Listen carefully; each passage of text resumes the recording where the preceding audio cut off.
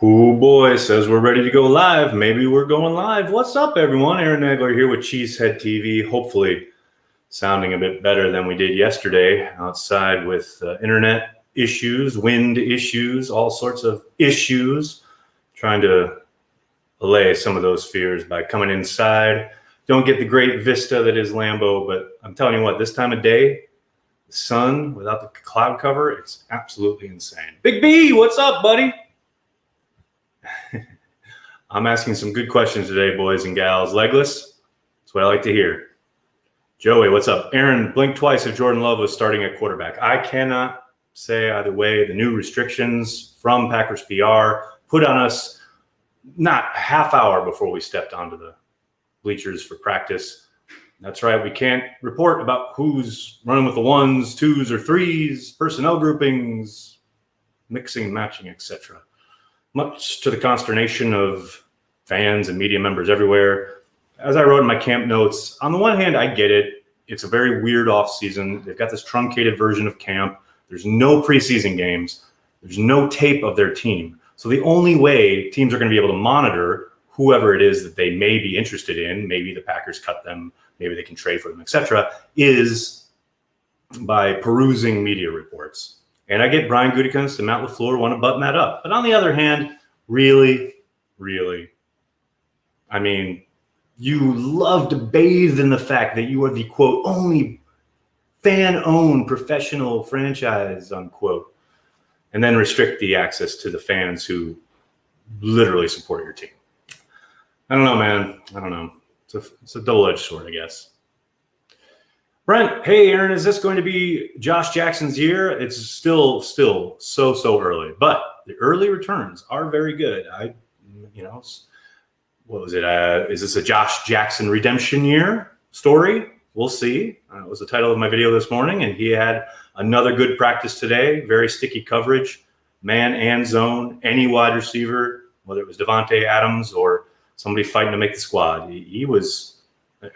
There's a couple really good practices from Jackson. So it's too early to get too excited about it yet, but you'll do definitely like what you see. Saul, thanks for the super chat. Packer secondary has the potential to be a top 10, top 5 group. I mean, that's that word, right? Potential. It's one of the very first podcasts Corey and I ever did was back in 2007, I think it was, Brett Favre talking about the potential of that team. And you look at the end of the year, they ended up in the NFC Championship game where no one thought they were going to be. It's about harnessing that potential. And the Packers secondary certainly has it in spades. There's zero doubt about that. Oh, here we go. Legless Spang, thanks for the super chat. Packers up for trading Lindsley within the next 6 months if one of the rookies stand out? I've said this repeatedly, and I'll keep saying it. I'd be absolutely shocked if they actively moved him. Now, would they be up for it in your parlance? If a team called, I'm sure they would listen to offers, but I tend to think they're going to want to keep him around for the full season. Maybe they get something for him, but I doubt it's going to be much more than what they would get if he hits free agency and they get a comp pick for him. So if that is the case, which it most likely will be, it makes a lot more sense to keep a really good football player on your team for the full season. Can you say anything about injuries you see during practice? Okay, they're not in their office. Matt LaFleur's office is literally right across the street. Not really. We saw pretty much the lengths of what we're able to talk about and or tweet about this afternoon when Devante went down. Devante did go down. Aaron Rodgers threw it up into double coverage. Amos picked it off. Devante laid on the ground, kind of head down like that for a good minute or two, then laid down. Nate Weir went out there, was looking at him. Devante got up, limped to the sideline. They looked at him a little bit more, and then he limped into the Hudson Center. A little while longer, came back out, observed the rest of teamwork, and then started jogging the width of the field. And that's when I saw him. And, he gave me a thumbs up, and I said, that's enough of that, as a joke, just jokingly saying, don't get hurt again. And then, he said, we good. Don't worry. And then he participated in the rest of the walkthrough version of practice. So sounds like he's okay. But that is the way we can tell it. We're not allowed to go into much more than that. I can't tell you. I had people asking about the severity of the limp. Man, I don't know. I ain't a literary agent up in here. Adam, thanks for the super chat. Nice to start and end the day with updates from you. Thanks, Aaron. Thanks, Cheesehead TV. Go Pack Go. Adam, that really means a lot. Thank you so much. And thanks for the support with the super chat. That really means a lot, buddy. Jared, thanks for the super chat. Is Boyle a lock at QB2? Go Pack Go. Man, I'm not going to sit here 4 practices in and say he's a lock, but he's damn close. It would be an absolute shock. Now, we've seen it happen. We've seen guys suddenly, whatever, light comes on, whatever, the game slows down for them, they put it all together. Maybe Jordan Love does that at some point over the next 3 weeks. I would be completely shocked, though, considering he hasn't had an off season. He hasn't been on the field until 3 days ago with this team. I think, yeah, that you add it all up, especially how clear it is that he is swimming. He's thinking a lot. He's trying to do a lot out there. It wouldn't surprise me. I mean, yes, he's as close to a lock as you can get. But you always leave that sliver of maybe you never know. Riley, thanks for the super chat. I'm ready for football, and I believe that the Packers have tools they need to win the Super Bowl. I very much agree. Look, I mean, everyone wants to talk about this year's draft class, and they didn't draft this, and what are they going to do with that, blah, blah, blah. The story of this season is going to be told by last year's draft class. Guys like Darnell Savage, Rashawn Gary, Jay Sternberger, maturing, developing, becoming legit contributors to this team. Those are the guys that are going to tell the story of this squad. If we get nothing from them or nothing more than we saw last year, they have the potential to win a lot of games. But if they get true development from those guys, they are a Super Bowl contender. That's the biggest difference, in my eyes. Oh, Super Bowl 9-7. Gary, you can win the Super Bowl going 9-7. Look at the USA Today. Their predictions today have the Packers being 9-7, yet winning their division. Doesn't matter as long as you get in the dance, man. They won as a wild card back in 2010. Just get in the dance. It's all that matters. And I've said all summer, they'll most likely have a worse record and be a better team. It's not about who you play. It's when you play them and how you're playing. Legless, thanks again. You ever ate the Reuben rolls at St. Brendan's Inn? Delicious. How does Runyon look? Legless, I have not tried the rolls. I have been to that establishment in the past. I haven't been there this trip. And Runyon looks good. He's gotten some, I guess I won't say surprising, but some snaps at center. But overall, I haven't seen a ton of the second and third string line work. Been pretty focused on the 11-on-11 starters. With so little time to go in this camp, I'm pretty much going to be focused, not exclusively, but a lot of the time on the starting groups. Why doesn't the league just implement a league-wide rule about fans in the stands so everyone is on the same playing field, not some teams with fans, some not? Man, it's like states' rights. No, I'm not going to get political. Man, I'm with you. It makes a world of sense, but, you know, it is 32 owners, and they're 31, because I probably wouldn't put Mark Murphy in that company, but it is 31 megalomaniac billionaire owners all want to have their say, and they make the rules. You know, it's not like Roger Goodell can go, excuse me, gentlemen, shut up. That's every NFL meeting with Roger, probably. William, thanks for the super chat. Talk to me about the future of the O-line. Lots of moving and shaking with Balaga gone and the ugliest Kardashian. Love D-back soon to become a free agent. William, I wouldn't worry about Bakhtiari becoming a free agent. I'll be absolutely shocked if they let him go. If push comes to shove, they would most likely use the franchise tag to make sure he sticks around. I don't think it's going to come to that. But as far as the future of the O-line, I mean, I think the one obvious move that's most likely going to happen if things play out as they, kind of set up, I would think Corey Linsley probably does hit free agency, although my buddy Pete Doherty trying to put a bug in my ear about you teams like to keep good centers around. So maybe. But given what they've drafted this season, coupled with how Lucas Patrick has looked at center, not to mention we saw Elton Jenkins getting snaps at center yesterday when Corey was out, I got to think Corey's probably going to be allowed to walk. I think that's the one obvious move. Now, as for the future of the right side, I think Lane's got a good shot of winning that job at right guard. Billy Turner seems to be kind of the leader in the clubhouse, so to speak, at right tackle, although, he's obviously rotating with Wagner. And you know what? I'm probably going to get sniped right now just for talking about depth chart stuff. Let's see what else we got. Thoughts on the Packers handcuffing the media, so to speak? Duke, I talked about it at the beginning of the stream. I won't belabor it. I think people know where I stand. Like, I get it from a coaching aspect, GM wanting to limit information from outside teams. Their only source is going to be media reports. But ultimately, I think it's a bit of overkill, really. And I think coaches and GMs never shy away from, or certain types of coaches never shy away from any chance they have to button things up and keep things in-house. CHF, I think I missed your super chat. Hold on. Oh, Patrick, thank you for your super chat. Don't forget to like this video. Go Pack Go. Thank you, sir. Yes. William CHF.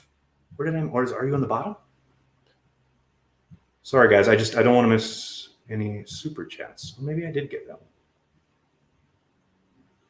Sorry, guys. Just give me 2 seconds. I guess I did get it. All right.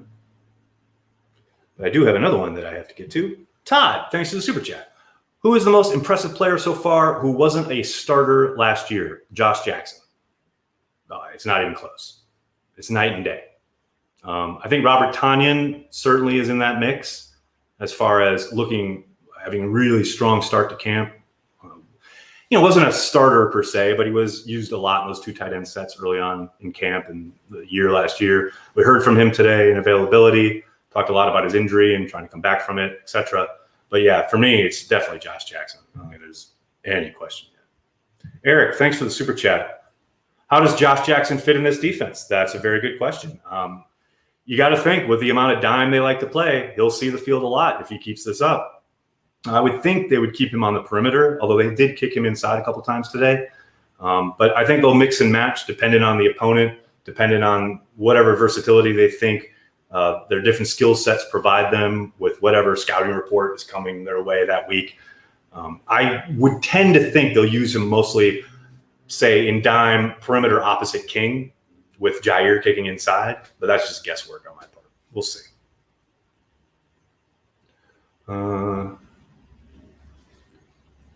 Extra cheese is calming for the soul. Well, I'm glad to be your balm. I don't need to know the depth chart stuff. It's going to help if it's going to help my team win. That's a healthy attitude, Krista. No doubt about it. Is John Runyon Jr. any good? Billy getting straight out. Those are the questions I like. Straight to the point. So far, he looks the part.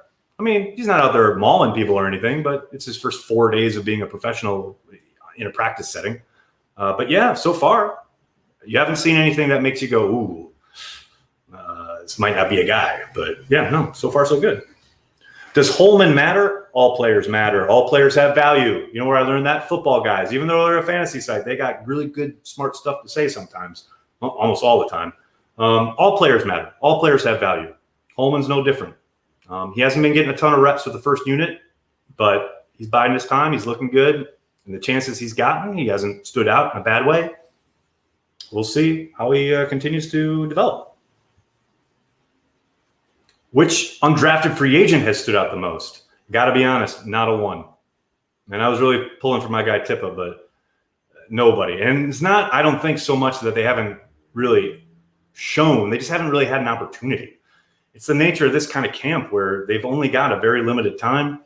Like I said, I've really just been kind of focused on the frontline guys, the one-on-ones or the ones-on-ones, 11 versus 11, some of the one-on-one stuff. But a lot of the second and third team stuff has been happening down at the other end. They've been mixing some guys in. Rashawn Gary just absolutely destroyed some poor undrafted free agent tackle today. Guy had a almost horse-collared Gary.